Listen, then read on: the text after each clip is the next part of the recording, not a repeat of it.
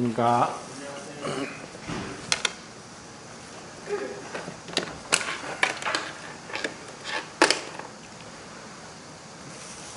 오늘은 누가복음 15장을 통해서 말씀을 교제하겠습니다.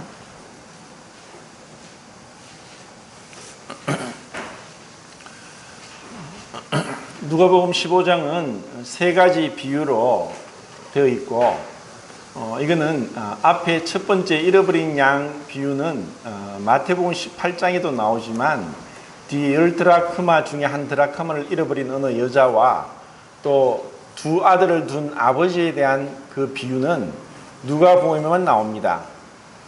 그리고 이와 같은 비유의 배경은 1절과 2절에서 이런 상황 가운데 예수님께서 이렇게 아름답고 또 진리가 가득 차고 또 완전한 이런 복음에 대한 비유를 하셨다는 것은 정말 그분의 놀라운 지혜와 또 그 사랑이 얼마나 풍부한 것인지를 여기서 볼 수 있습니다.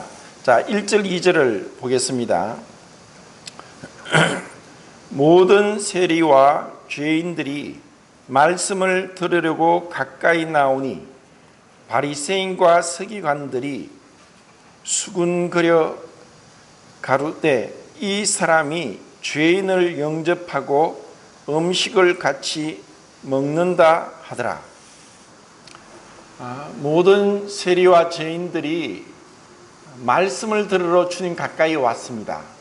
그리고 그들로 같이 식사도 하십니다. 하지만 바리새인과 서기관들은 수군거리고 또 지난 번역에는 원망하면서 죄인과 함께 식사를 하고 그들을 가까이 한다고 비난하고 있는 그 바리새인과 서기관들을 봅니다.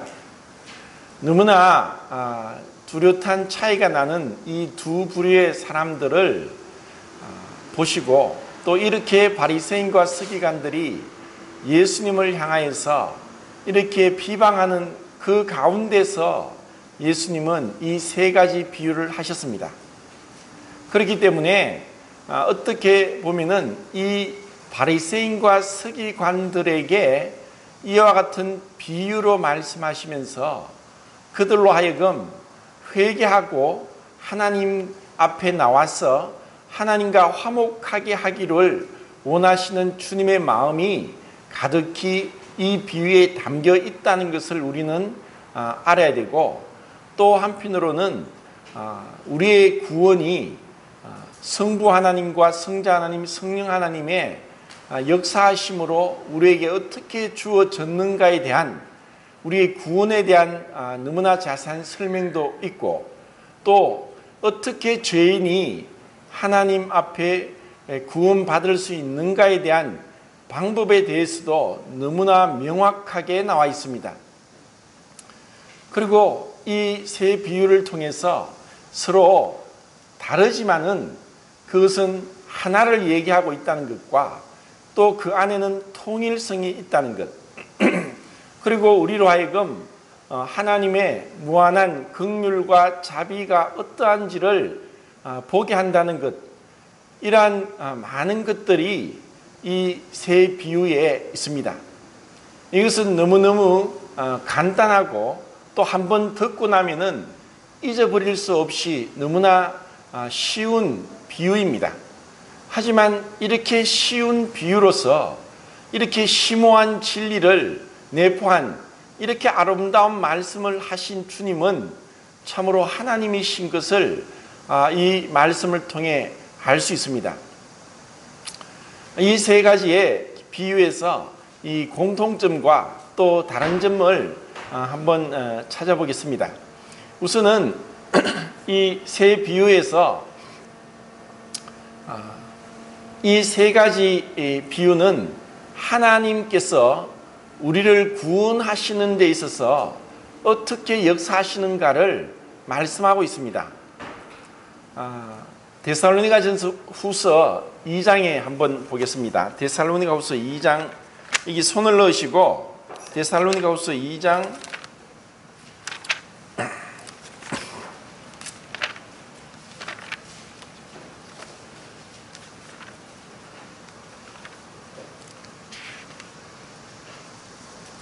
13절을 보시면은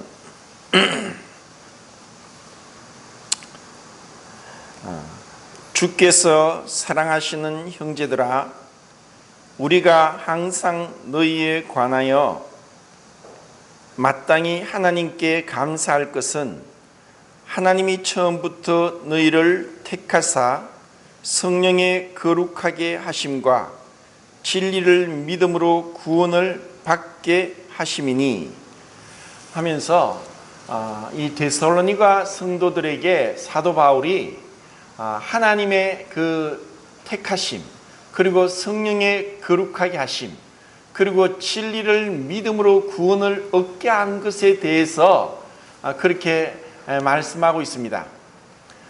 제가 전에 이 거룩하심에 대해서 4가지로 말씀을 드렸는데, 첫 번째는 구원받기 전에 성령께서 거룩하게 하시는 것에 대해서 말씀을 드렸습니다.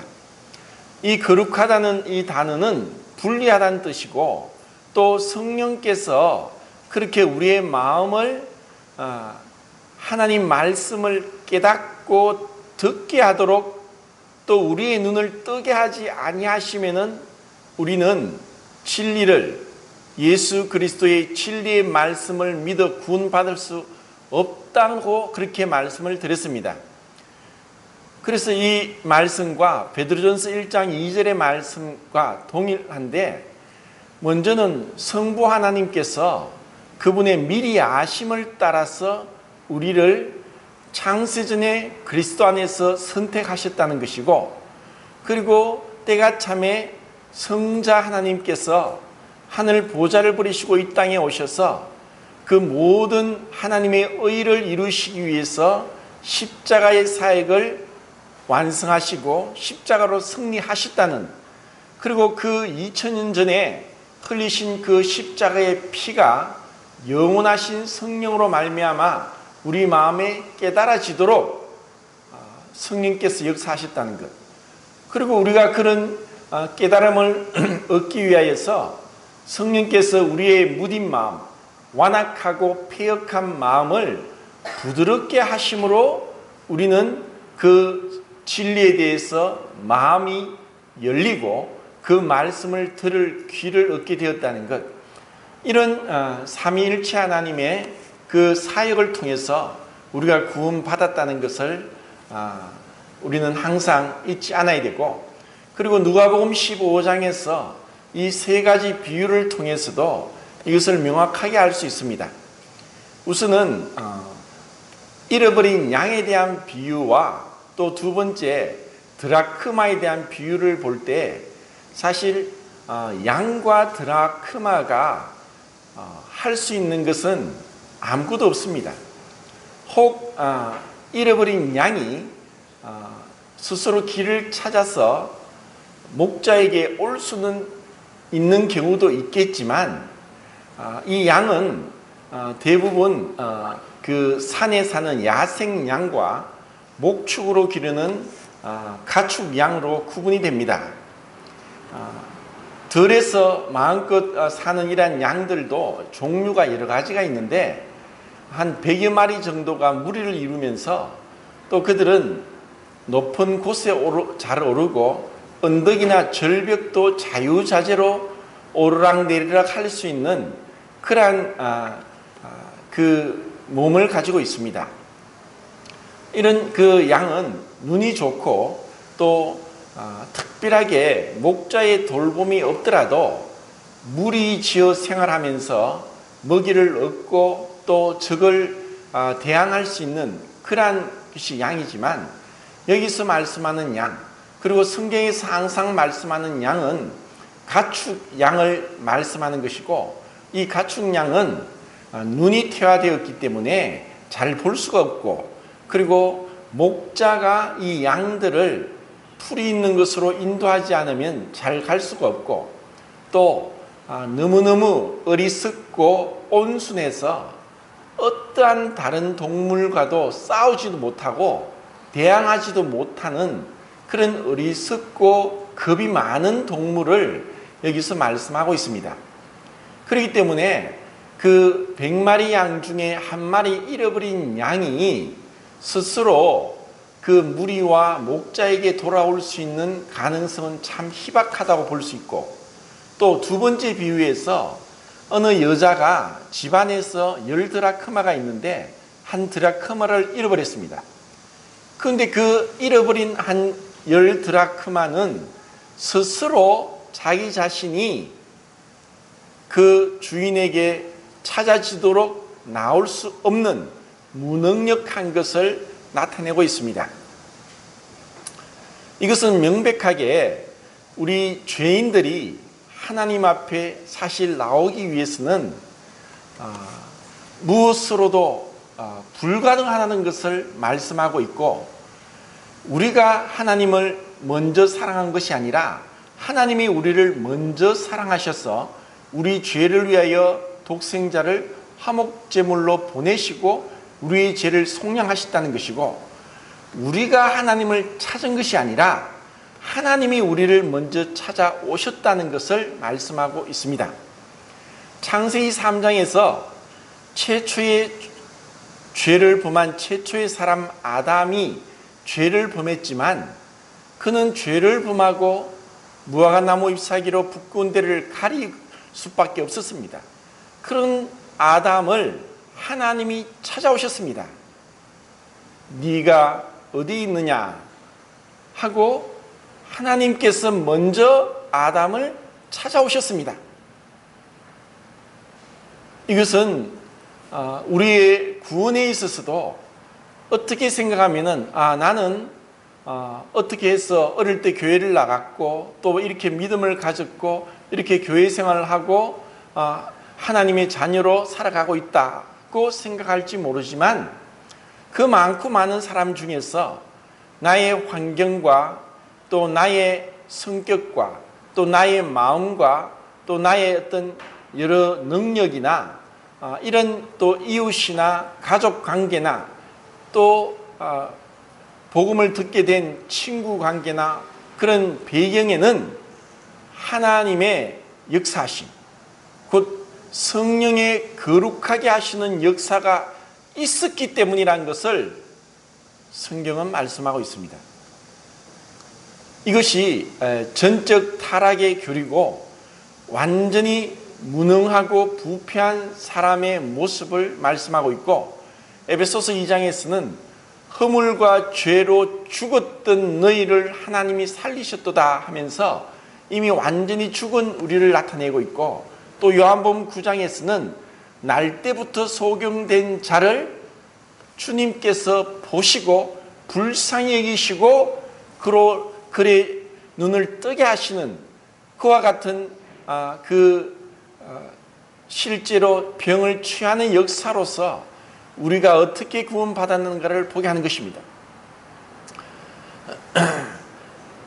여기서 첫 번째 비유에서 100마리 양이 있는데 그 100마리 양 중에서 한 마리가 무리에서 이탈되었고, 그리고 그 이탈된 것을 목자가 발견했습니다. 그래서 그 잃어버린 양을 찾기 위해서 목자는 99마리 양을 덜에 두고 한 마리 잃어버린 양을 찾으러 간다고 말씀했습니다. 이 비유에서 우리는 교리를 끌어내면은 위험할 수 있지만, 주님께서는 이 비유에서 한 단어 하나를 너무나 정확하고 또 온전하게 사용하셨다는 것은 틀림이 없습니다. 99마리 양은 덜에 그냥 있습니다. 그리고 목자는 그 양을 찾아서 어깨에 메고 기쁨으로 돌아옵니다. 어디로 돌아옵니까? 집으로 돌아왔다고 말씀합니다. 여기서 공통되는 집으로 돌아온다고 하는 그 말씀이 세 비유에 나옵니다.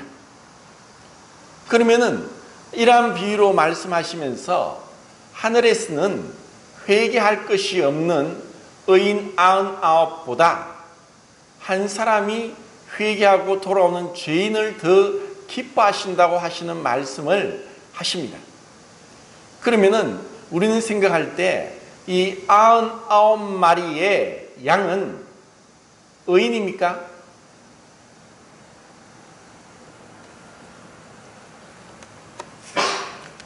이 99마리 양은 바리새인과 서기관들을 정확하게 상징하고 있음을 볼 수 있습니다. 로마서 3장에서도 의인은 없나니 하나도 없으며 하나님을 찾는 자도 없고 깨닫는 자도 없다고 말씀했습니다. 의인은 하나도 없습니다. 회개할 것이 없는 의인은 이 세상에 존재하지 않습니다. 아담 이후로 이름으로 한 사람이 죄를 범함으로 사망이 모든 사람에게 왔다고 하면서 한 사람으로 모든 사람이 죄인이 되었습니다.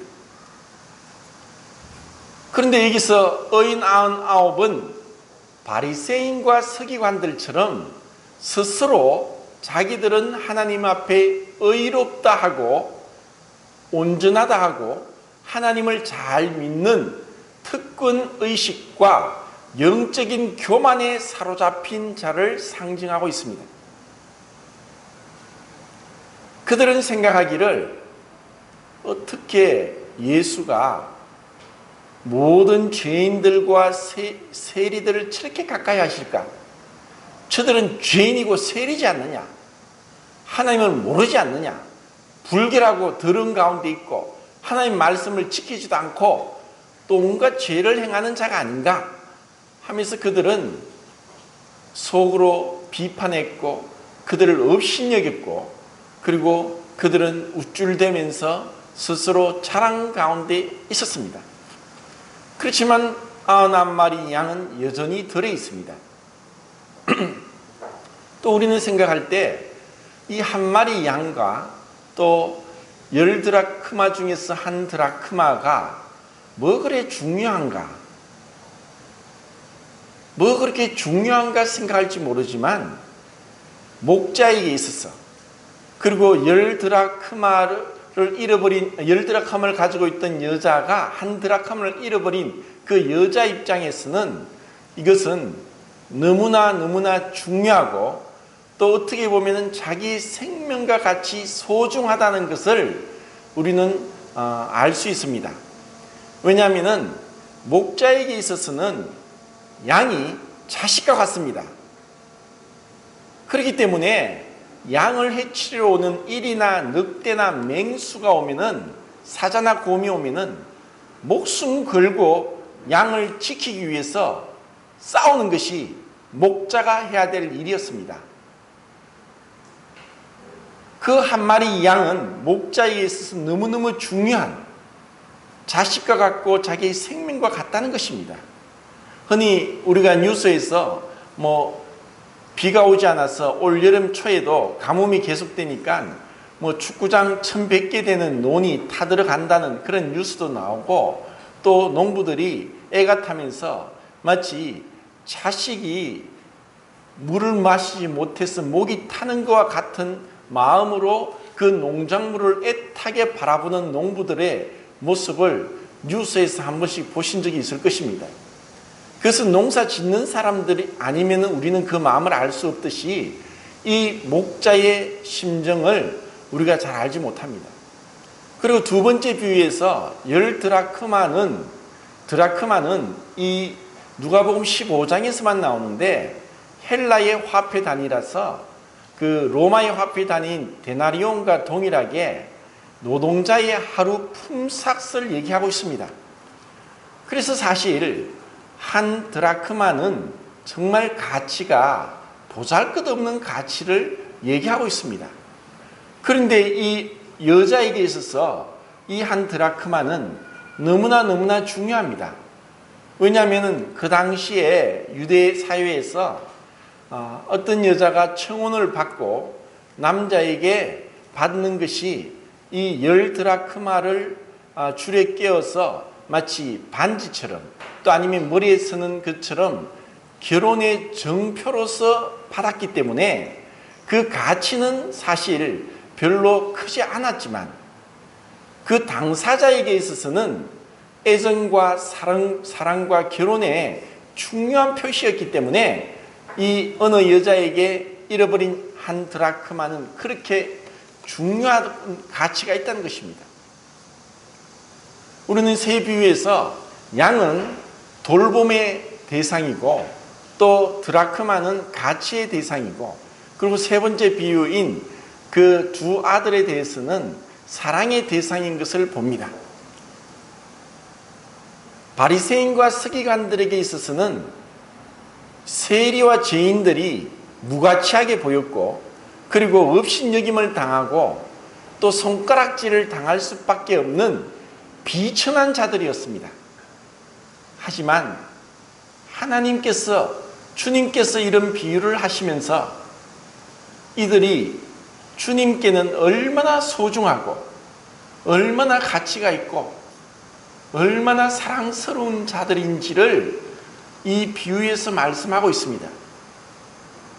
그리고 바리새인과 세리들에게 그 하나님의 무한한 긍휼과 자비를 볼 수 있도록 이렇게 말씀을 하고 계십니다.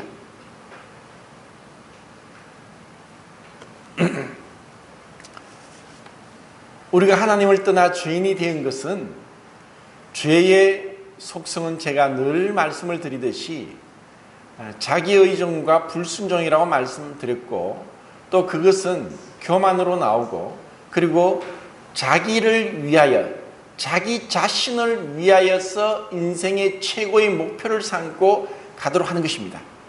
그렇기 때문에 남들은 무관합니다. 남들이 아프고 굶고 헐벗고 또 어려워하는 것에 대해서 우리는 본능적으로 마음을 닫아버립니다. 그들의 어떤 아픔보다는 내 자신의 고통과 내 자신의 관심사가 더 중요합니다.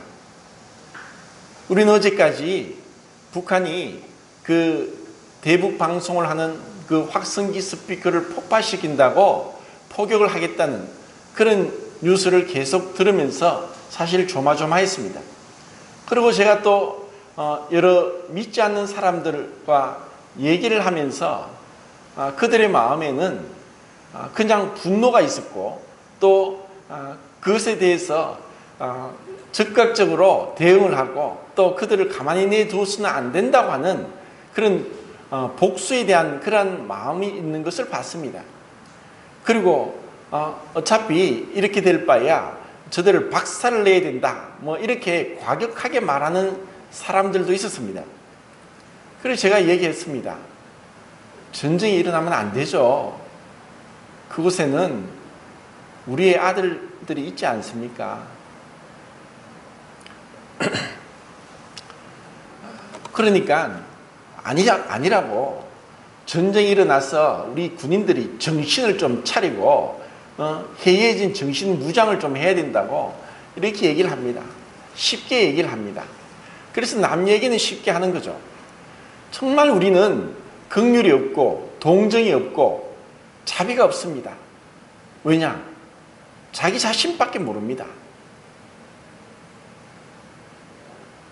우리가 구원을 받았다는 것은 내가 예배를 드리고 내가 11조를 하고 내가 주님을 믿고 하는 것에 머무르는 것이 아니라 다른 성도들이 눈에 보이는 것이 이제 신앙이 삭트고 자라가는 그 표시입니다. 교회가 보이는 것, 교회가 무엇이라는 것. 우리가 짧은 3일 동안 수양회를 하면서 로마서 12장, 13장, 14장, 15장에 대해서 제가 말씀을 드렸습니다. 복음의 핵심은 로마서 12장부터라고 말씀을 드렸습니다. 내가 다른 사람들을 보지 못하고 로마서 1장부터 8장까지 이해하고 그것을 숙지하고 또 그것을 남들에게 가르치고 전하기도 할 수도 있겠지만 12장부터 있는 그리스도의 몸인 교회에 대해서 다른 성도에게 대해서 관심을 갖고 기뻐하는 자들로 함께 기뻐하고 우는 자들로 함께 울고 또 다른 사람들을 업신여기나 비판하지 않고 나보다 더 남을 더 존중하면서 서로 우애하고 사랑하기를, 또 서로 기도하기를 힘쓰라고 하는 그 말씀을 알고 실천하지 못하면은 우리의 신앙은 아직 어린아이에 머물러 있습니다. 어린아이는 자기밖에 모릅니다. 흔히 말하기를 흉년에는 부모가 배고파 죽고 자식은 배가 터져 죽는다는 말을 합니다. 어린아이들은 또 우리의 육신적인 본능은 내가 배고프면은 기를 쓰고라도 밥을 먹게 되어 있습니다. 배고픈데 옆도 뒤도 돌아보지 않습니다. 내가 목이 말라 죽겠는데 내가 우선 물을 마시고 보자입니다. 그런데 정말 그런 본성을 가지고 있을지라도 자식을 낳아서 기르다 보면은 또 그런 마음이 점점 사라지고 자식에 대한 마음이 듭니다. 그런데 사실 우리는 불완전하고 또 이렇게 말씀을 드리는 저 자신도 참 불완전해서 사실 온전하지 못하고 또 그런 사랑을 제대로 표현하지도 못하고 그렇게 많은 한계에 사로잡혀 있습니다. 그런데 우리가 정말 주님을 알고 구원에 있어서 생명이기 때문에 자라간다면은 이 비유를 통해서 주님께서 얼마나 이 바리새인과 서기관들을 향하여서 마음 아파하시는지를 보게 됩니다. 너희들이 저 세리와 죄인들을 업신여기고 있구나. 하지만 목자에게 있어서 그 한 마리의 잃어버린 양과 그 여자에게 있어서 한 드라크마가 얼마나 소중한지 아느냐. 그리고 또 두 아들을 둔 아버지에 대한 비유에서 큰아들은 정말 아버지와 늘 함께 있었지만 큰아들이 생각할 때 둘째 아들, 그 아버지의 재산을 다 가지고 허랑방탕 완전히 탕자처럼 자기 마음대로 온갖 쾌락 가운데 또 그렇게 살아갔던 그런 자를 돌아와서 아버지가 반기는 것에 대해서 정말 분노하면서 어떻게 아버지를 어떻게 욕되게 하고 저런 자를 저렇게 받아들이느냐 하는 그 마음을 품는 것처럼 바리새인과 서기관들은 그런 가운데 있습니다. 우리도 이 교회가 그리스도의 몸이라는 것, 그리고 내가 하나님의 은혜로 구원을 받았듯이 다른 성도들도 주님께서 위하여서 죽기까지 한 주님의 사랑하는 형제 자매들이라는 것을 안다면은 우리는 형제 사랑이 무엇인지, 형제 자매를 섬기고 그들 위해 오래 참고 기다려주는 것이 무엇인지를 그때는 알게 될 것입니다.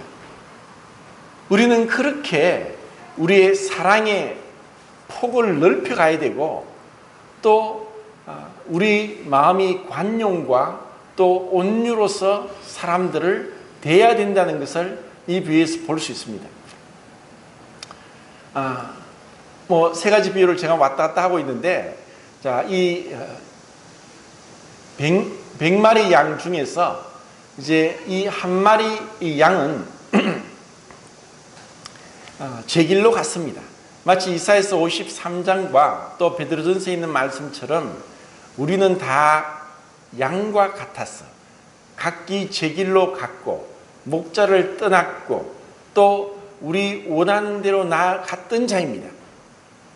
우리는 목자의 음성이 싫고 또 목자가 싫어서 우리 마음대로 하고 싶은 대로 내 스스로 마치 풀을 목초지를 찾을 수 있는 것처럼 떠나갔던 자입니다. 그렇지만 하나님은 우리를 그렇게 그냥 내버려 두지 아니하십니다. 그 양이 스스로 목자를 찾아올 수 없고 또 이 목자는 정말 나는 선한 목자라. 선한 목자는 양들을 위하여 목숨을 버리거니와 삭구는 이리가 오면 양을 버리고 도망간다고 요한복음 10장에서 말씀하시면서 이 양을 위해서 목숨을 버리기까지 희생한 그 선하신 목자에 대한, 예수 그리스도에 대한 그런 아름다운 그림을 상징적으로 보여주고 있습니다. 이스라엘을 향하여서도 그들을 목자로서 그들을 인도한다고 말씀합니다. 여기 손을 놓고 이사야서 40장을 한번 보겠습니다. 이사야서 40장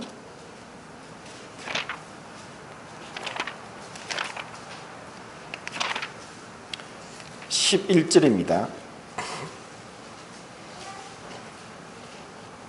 같이 읽읍시다. 시작. 그는 목자같이 양떼를 먹이시며 어린 양을 그 팔로 모아 품에 안으시며 젖먹이는 암컷들을 온순히 인도하시리로다. 자, 이것은 비유적으로 말씀하시면서 양에게 있어서, 어린 양과 젖먹이는 암컷 양에게 있어서 이들은 사실 정말 보잘것없고 연약하고, 그리고 다른 짐승들을 대항해서 자기를 보호하지 못하는 그런 너무나 보잘것없는 것을 상징하고 있습니다. 이스라엘 백성이 그랬고 우리 성도들이 그렇습니다. 우리 성도들은 마치 이리 가운데서 이리저리 치이고 또 공격을 당하는 양과 같이 성도들의 심정은 너무나 온유하고 유순합니다. 성도들은 사실 주님의 마음을 받았기 때문에 악을 악으로 대항하지 못하고, 그리고 우리를 향하여서 공격하는 자들에 대해서 사실 육신적인 기질과 본성은 맞대어 욕하고 똑같이 그들과 싸울 수 있는 본성이 있지만, 주님께서 우리를 부르신 것은 그 주님께서 걸어가신 발자취를 따라가게 하기 위함이었습니다. 그리고 주님은 이런 양을 팔로 안고 품에 품고 그들을 인도하시고 또 젖먹이는 암컷을 온순하게 인도하시는 분이라고 말씀을 했습니다. 또 에스겔서를 또 한번 보겠습니다. 에스겔서, 그 뒤에 에스겔서 34장을 보겠습니다.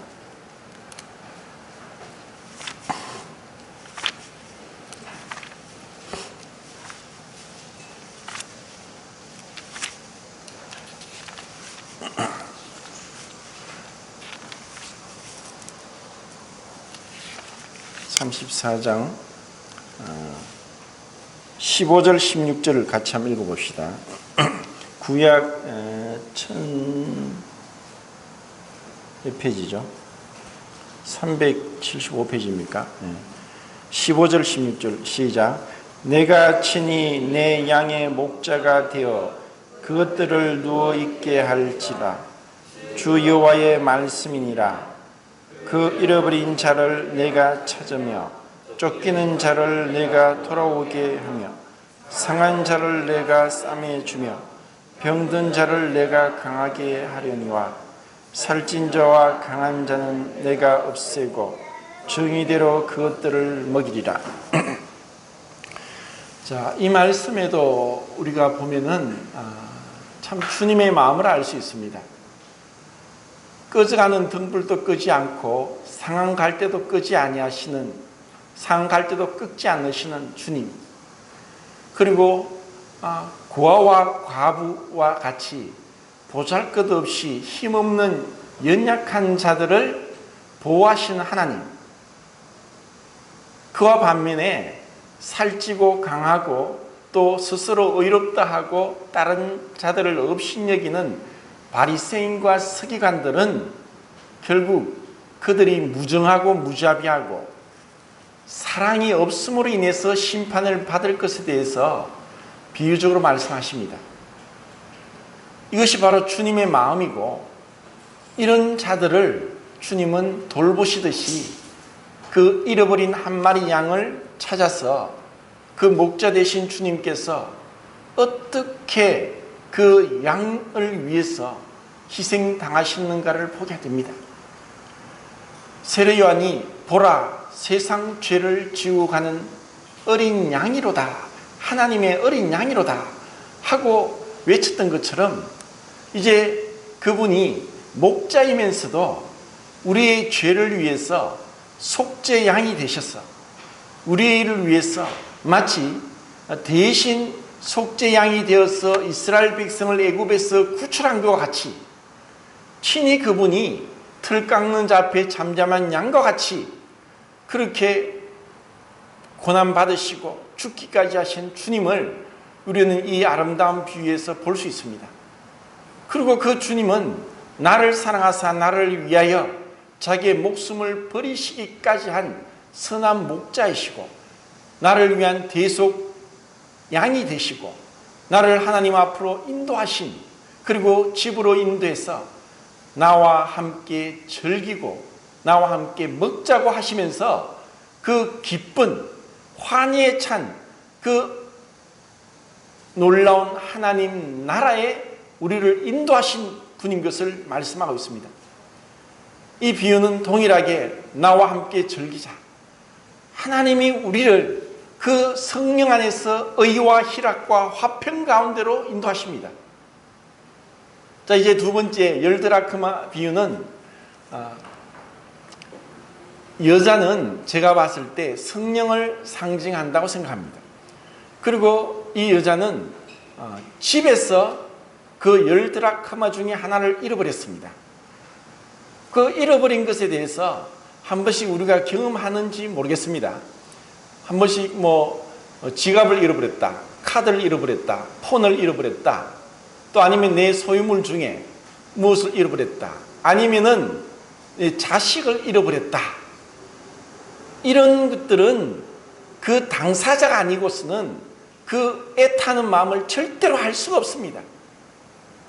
우리는 성서에서 깨구리 소년이라고 해서 깨구리 잡으러 갔던 아이들이 돌아오지 못하고 했던 것을 뉴스로 너무나 잘 알고 있지만 그 부모의 심정을 우리가 어떻게 알겠습니까? 주님은 바로 그와 같은 부모와 같은 심정으로 잃어버린 자를 찾아 위해 오셨습니다. 누가복음의 주제와 주님이 오신 목적은 누가복음 19장 10절에서 말씀하고 있습니다. 인자에 온 것은 잃어버린 자를 찾아 구원하려 함이라. 주님은 잃어버린 자를 위해 찾아오셨습니다.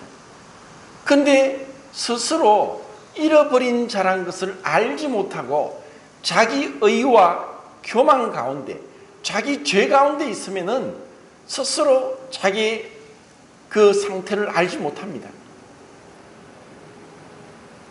양은 어떻게 보면은 내가 지금 이 목자를 떠나서 무리를 떠나서 어디로 가고 있는 걸까?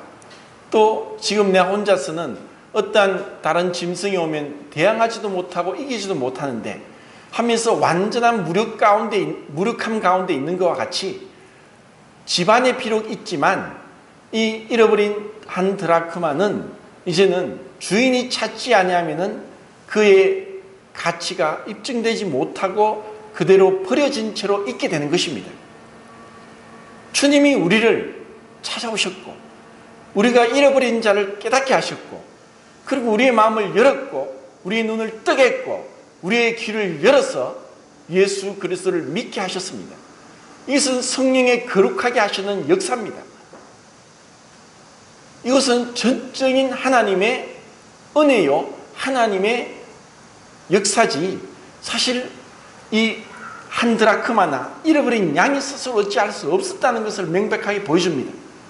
그리고 그것을 찾았을 때 또 함께 기뻐한 정말 그 즐거움에 가득 찬 그 목자와 그 여자의 모습은 마치 주님께서 얼마나 그것을 하늘에서 기뻐하실까.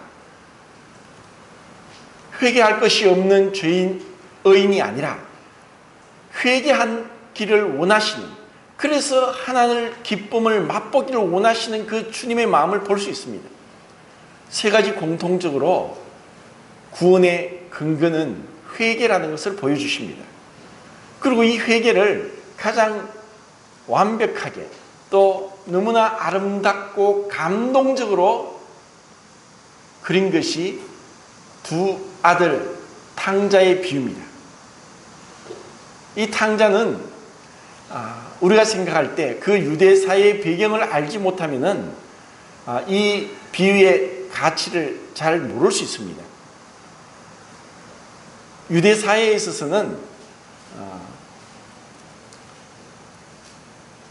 자식들에게 그 재산을 상속하는 것이 지금같이 정려가 없고, 사실 죽음이 임박했을 때 자식들에게 재산을 상속합니다.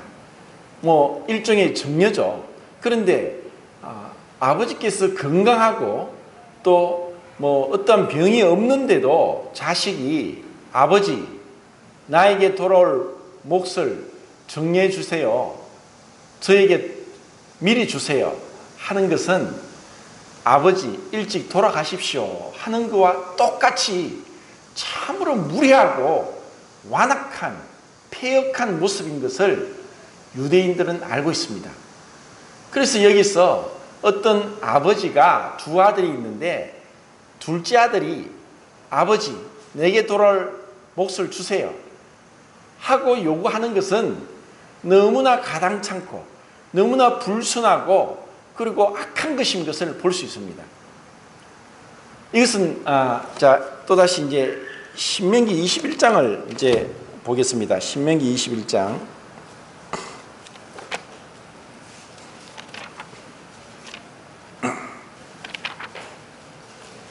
21장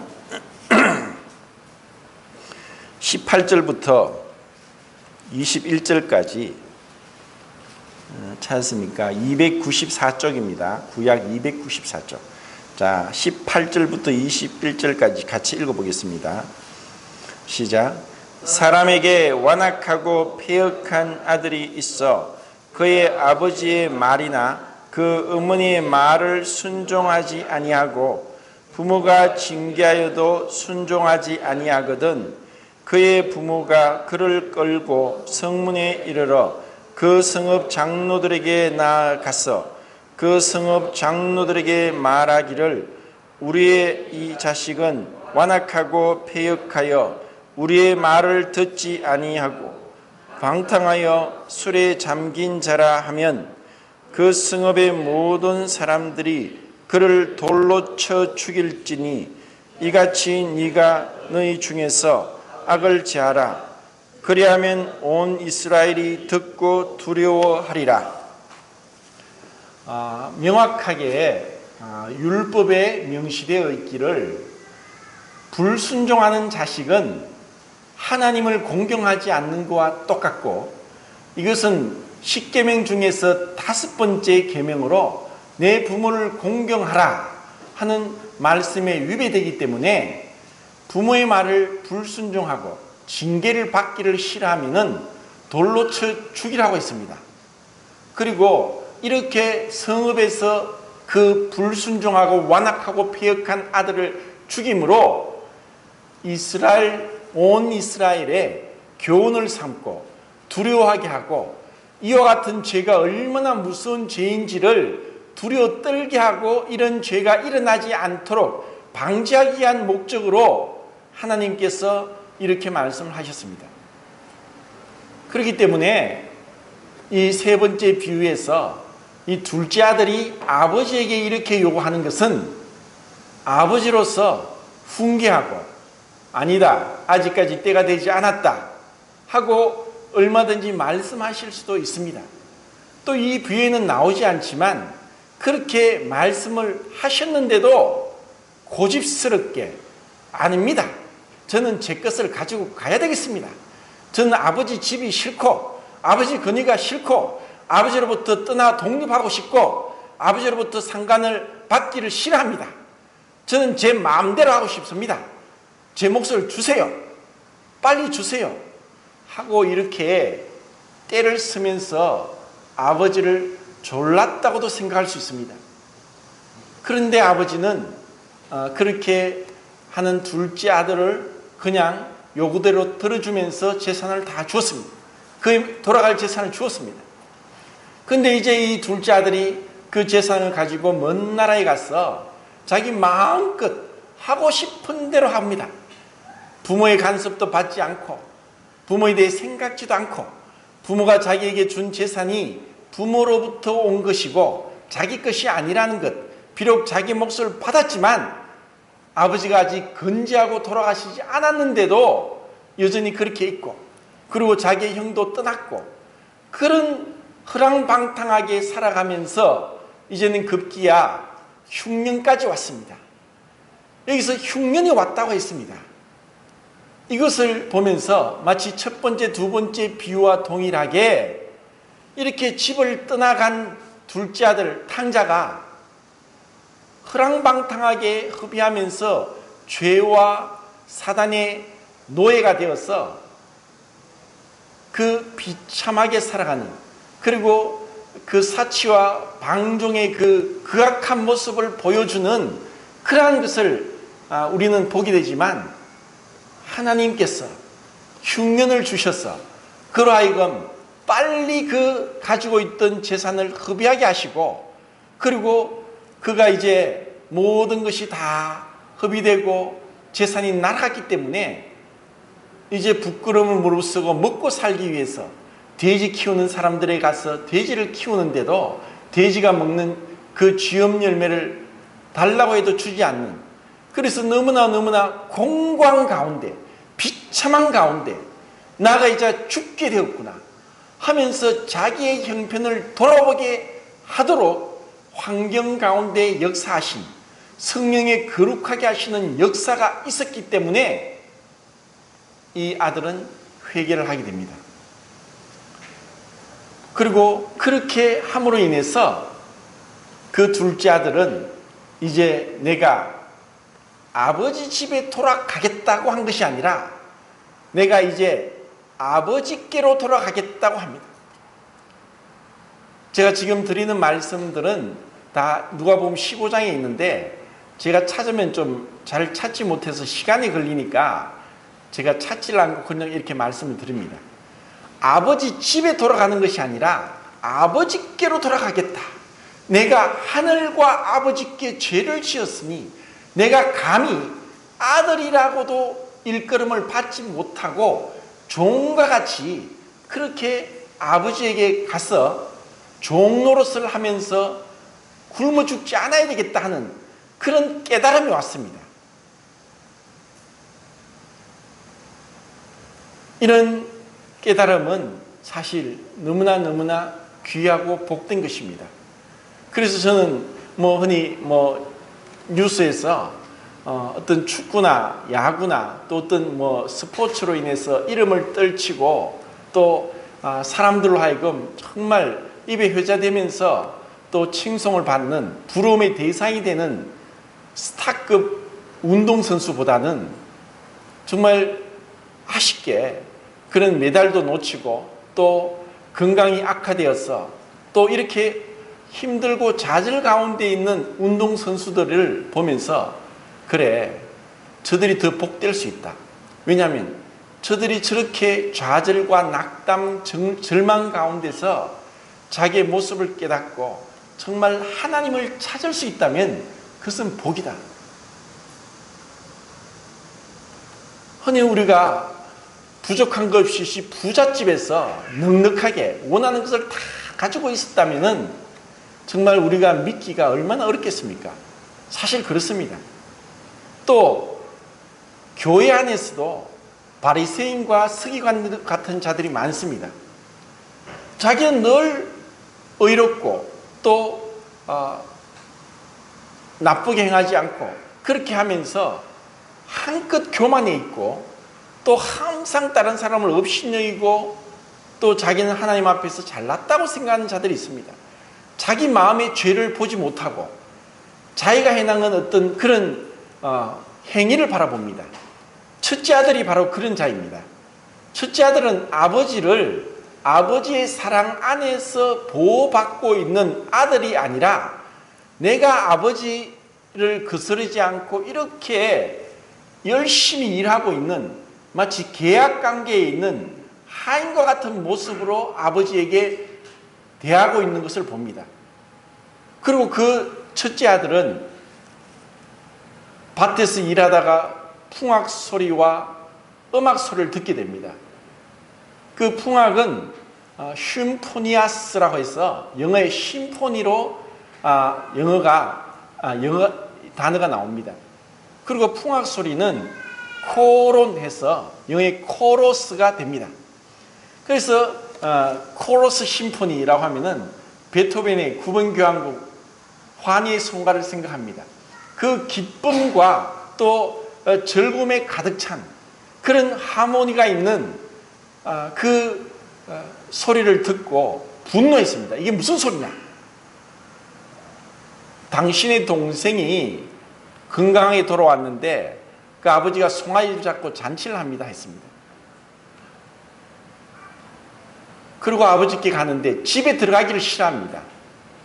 마치 첫째 비유에서 99마리 양이 들에 있는데 잃어버린 양을 찾아서 집으로 돌아와 기뻐하는 것과 집 안에서 10드라크마 중에 한 드라크마를 잃어버린 여자가 한 드라크마를 찾아서 기뻐하는 것과 또 셋째 비유에서 그 둘째 아들이 집을 나가서 허랑방탕하게 정말 폐역무도하고 완악한 그러한 자식으로서 아버지를 수치스럽게 했던 자였지만 회개하고 돌아와서 아버지 집에서 잔치에 참여하는 것과 대조되게 첫째 아들은 여전히 집 밖에 있습니다. 아버지가 와서 얘야 왜 그러느냐, 네 동생이 돌아왔으니까 우리가 함께 기뻐하고 즐거워하는 것이 당연하지 않겠느냐 하고 하지만 이 첫째 아들은 완악하게 아버지 집에 들어가지 않고 기뻐하지 않고 이 아들이 돌아왔는데 왜 나에게는 염소 새끼 한 마리 주지 않으면서 이 아들은 이렇게 허랑방탕하게 창기와 재산을 다 흡입해서 돌아온 이 아들을 왜 그렇게 대우하느냐 하는 분노와 시기와 질투에 가득 찬 모습이 첫째 아들의 모습입니다. 이것은 여전히 죄악 가운데서 자기를 위하여 살고 있는 자기 중심적이고 자기 교만 가운데 사로잡힌 모습, 죄인들을 상징합니다.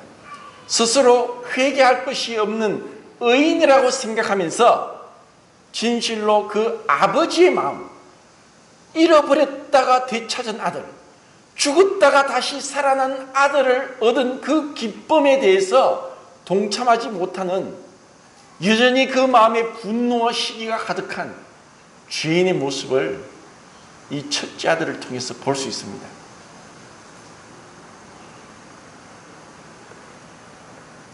그런데 이 아버지는 이렇게 집을 나간 둘째 아들을 기다리고 또 언제 돌아올까 하는 참으로 애타는 마음으로 둘째 아들을 기다리고 있는 것을 봅니다. 이것이 부모의 마음이고 이것이 하나님 아버지의 마음입니다. 첫째 비유에서는 그 목자가 잃어버린 양을 찾도록 찾아다니지 아니하겠느냐. 그리고 둘째 비유에서 어느 여자가 이런 한 드라크마, 너무너무 보잘것없지만 그 여자에겐 너무나 가치가 있는 그 한 드라크마를 찾기 위해서 부지런히 찾지 않겠느냐 하고 표현을 했다면은, 셋째 비유에서는 그 아들이 언제 돌아올까 노심초사 늘 밖을 바라보면서 아들이 오기만을 애타게 기다리는 그 아버지의 마음이 너무너무 생생하게 기록되어 있습니다. 그래서 이 아들이 이제 내 이 비참한 몰골과 그 말할 수 없는 그 공궁에 처한 그 자신의 상태를 보고 회개하고 돌이켜서 내가 이제 아버지 집에 가겠다. 아버지 집에 있는 종은 나보다 낫지 않느냐. 차라리 내가 아버지 집에 가서 종과 같이 일하고 굶어 죽지 않아야 되겠다 하는 그 마음의 결심을 하고 돌이켜서 아버지께 돌아가는, 진정한 회개가 무엇인지를 죄에서 돌이켜서 죄를 떠나고 죄를 버리고 죄에 대해서부터 마음을 닫고 죄를 무시하고 죄를 떠나고 있는 그 모습이 둘째 아들의 모습입니다. 그런데 그가 이리 가는데 아버지는 벌써 멀리서 그 아들을 보았습니다. 그 아들을 본 것은 크로포드 행제님이 말하기를 아버지의 눈이 아니라 아버지의 가슴이었다고 했습니다. 마치 비가 오지 않아서 논이 쩍쩍 갈라지는 것 같이 그 아들이 떠나감으로 인해서 아들이 돌아오지 않았을 때 그 아버지의 마음은 무엇으로도 채울 수가 없습니다. 이 아들이 어떻게 되었느냐? 이 아들이 나를 모욕하고 폐역무도하고 완악하게 그렇게 떠나갔지만 그래도 내 아들인데 어떻게 됐을까? 죽었을까? 살았을까?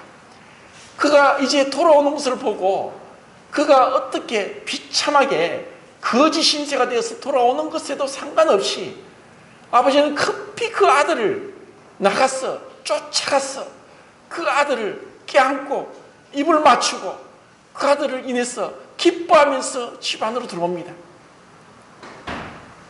이것이 하나님 아버지의 마음입니다. 이것이 죄인들을 향하여서 회개하고 돌아오기를 원하는 그 긍휼이 풍성하신 하나님의 마음입니다.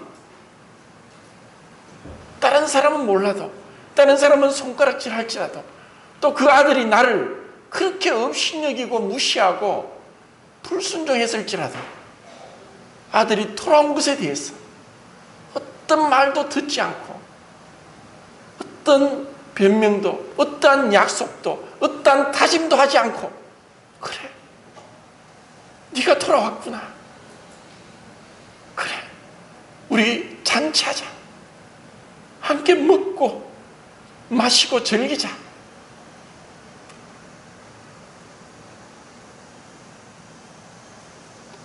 이런 기쁨을 나누길 원합니다.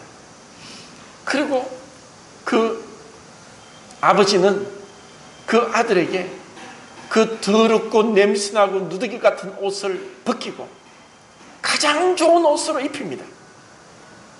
그리고 손에는 가락지를 끼워주고 그리고 신발을 신겨줍니다. 이것은 돌에 맞아 죽어야 될 그런 완악한 아들인데 그 아들에게 가장 좋은 옷을 입히고 이제 아들의 신분을 다시 허락한다는 표시고, 그리고 그 손가락의 반지는 창세기에서 요셉이 바로 왕의 반지를 끼고 통치한 것처럼 아들의 권위를 다시 인정해서 종을 다스릴 수 있도록 한 것이고, 그리고 신발을 신긴 것은 네가 비록 네 몫을 가지고 떠나가서 다 허비했지만 이 아버지에게 있는 재산을 또 너에게 주겠다고 하는 소유권 양도와 아들의 특권을 부여하는 것을 상징합니다. 이것은 회개하고 예수 그리스도를 믿은 죄인에게 주어지는 하나님의 아들과 동등한 상속자요, 하나님의 아들로서 대우를 받는 것을 말씀하고 있습니다.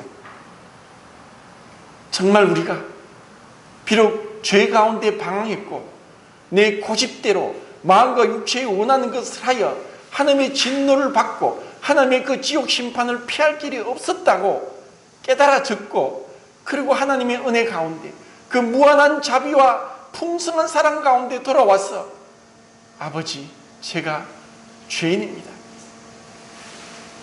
제가 죄를 회개하고 아버지께 돌아옵니다. 저를 용서하시고 저를 받아주십시오 하고 나올 때, 그때 주어지는 이 엄청난 영광스러운 하나님의 자녀되는 권세를 허락하신다는 너무나 아름다운 비유입니다. 우리가 이와 같은 영광스러운 이 특권을 가지게 되었다는 것, 그것이 이 비유에서 아버지의 사랑과 예수 그리스도의 희생과 성령의 끈질기게 지속적으로 포기하지 않고 우리를 부지런히 찾아서 회개하도록, 돌이키도록, 낮아지고 깨어지고 부서지도록 역사하신 삼위일체 하나님의 너무나 아름다운 사역을 이 비유에서 다 말씀하고 있다는 것입니다.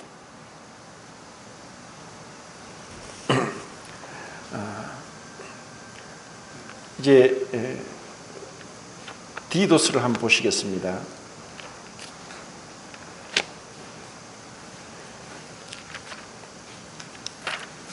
디도서 2장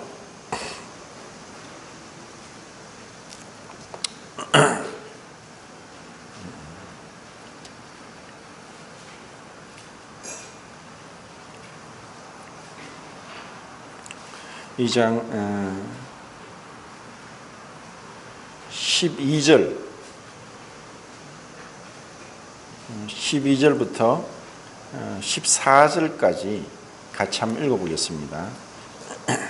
시작.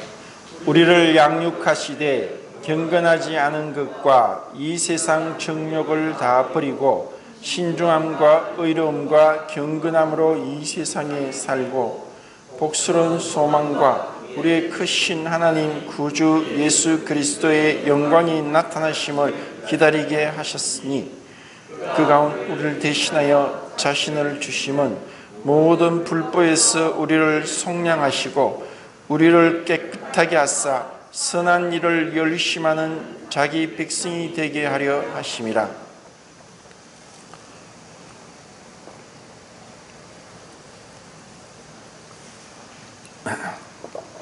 너무나 아름다운 말씀입니다.